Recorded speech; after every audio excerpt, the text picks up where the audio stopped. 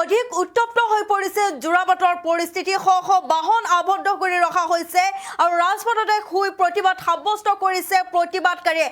শ বাহন আবদ্ধ কৰি ৰাখিছে জোৰাবাটত মেঘালয়ত যাবলৈ বাধা দিয়া হৈছে বাহনসমূহক আৰু মেঘালয়ৰ পৰা অহা বাহনসমূহক প্ৰৱেশ কৰিবলৈ দিয়া হোৱা নাই উত্তপ্ত হৈ পৰিছে জোৰাবাটৰ পৰিস্থিতি অধিক উত্তপ্ত হৈ পৰিছে দ্বিতীয় দিনটো লৈ আহিছো বিশেষ খবৰ আজিও বন্ধ হৈ পৰিছে অসম মেঘালয়ৰ যাতায়াত মেঘালয়লৈ যোৱা বাহনক বাধা দিয়া হৈছে প্ৰৱেশ কৰিবলৈ দিয়া নাই মেঘালয়ৰ পৰা অহা বাহনকো উত্তপ্ত হৈ পৰিছে পৰিস্থিতি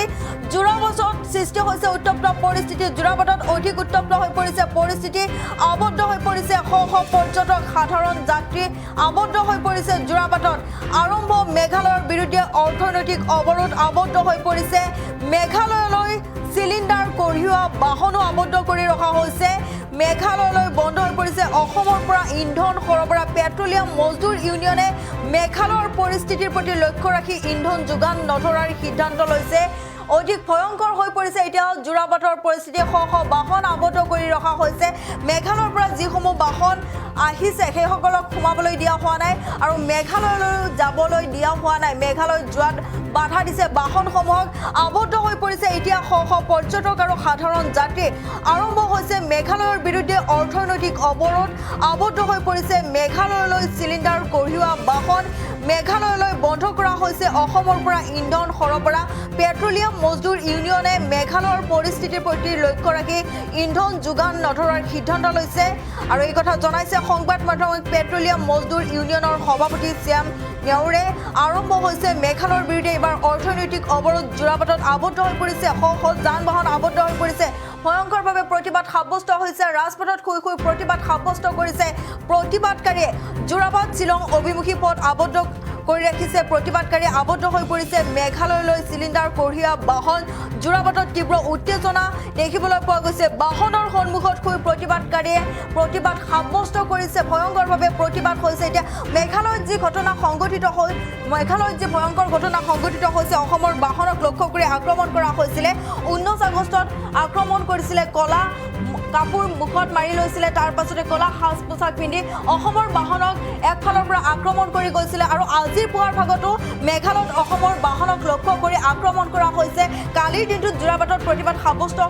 কৰিছিলে কেব চালক খণ্ডাই তাৰ পিছতে বিভিন্ন লোকে সেই প্ৰতিবাদত অংশগ্ৰহণ কৰিছিলে যোগদান দিছিলে আৰু আজিও পুনৰ প্ৰতিবাদ সাব্যস্ত হৈছে জোৰাবাটত ভয়ংকৰ প্ৰতিবাদ সাব্যস্ত কৰা হৈছে ভয়ংকৰভাৱে প্ৰতিবাদ সাব্যস্ত কৰিছে ৰাজপথতে শুই প্ৰতিবাদ সাব্যস্ত কৰিছে গাড়ীৰ সন্মুখত শুই প্ৰতিবাদ সাব্যস্ত কৰিছে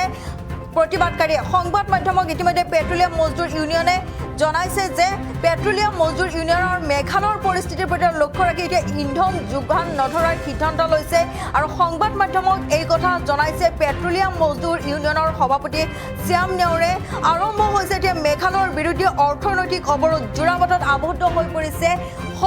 বাহন শ যান বাহন আবদ্ধ হৈ পৰিছে মেঘালয়ৰ পৰা অহা বাহনসমূহক প্ৰৱেশ কৰিবলৈ দিয়া হোৱা নাই আৰু মেঘালয়ত যাবলৈ বাধা দিছে অসমৰ পৰা যিসমূহ বাহন মেঘালয়ত যাবলৈ আহিছিলে সেইসমূহ বাহনক বাধা দিয়া হৈছে এতিয়া শ বাহন আবদ্ধ হৈছে জোৰাবাটত আৰু ৰাজপথতে শুই প্ৰতিবাদ কৰিছে প্ৰতিবাদকাৰীয়ে ভয়ংকৰ প্ৰতিবাদ সাব্যস্ত কৰা হৈছে গাড়ীৰ সন্মুখত শুই প্ৰতিবাদ সাব্যস্ত কৰিছে প্ৰতিবাদকাৰীয়ে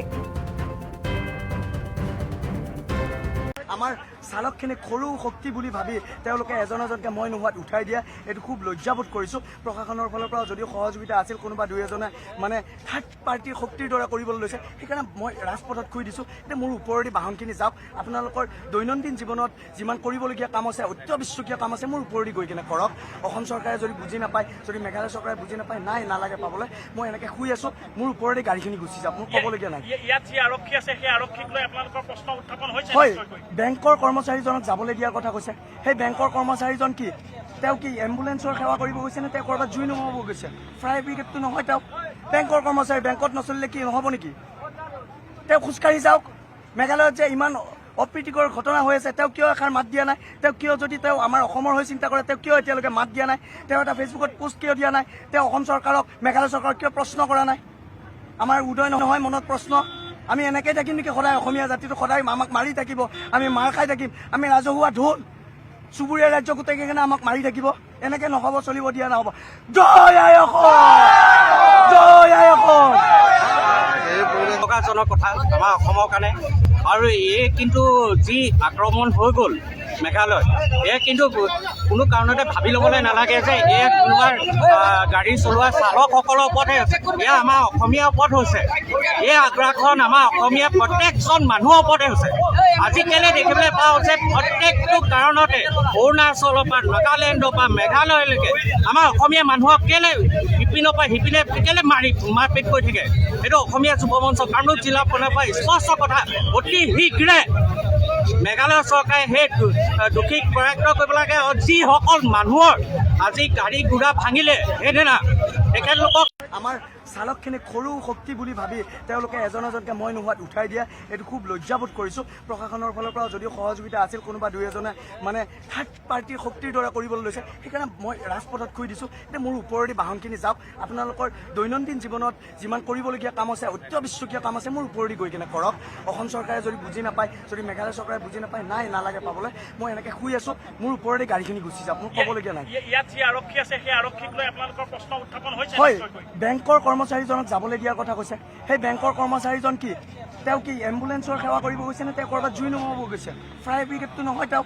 বেংকৰ কৰ্মচাৰী, বেংকত নচলিলে কি নহ'ব নেকি?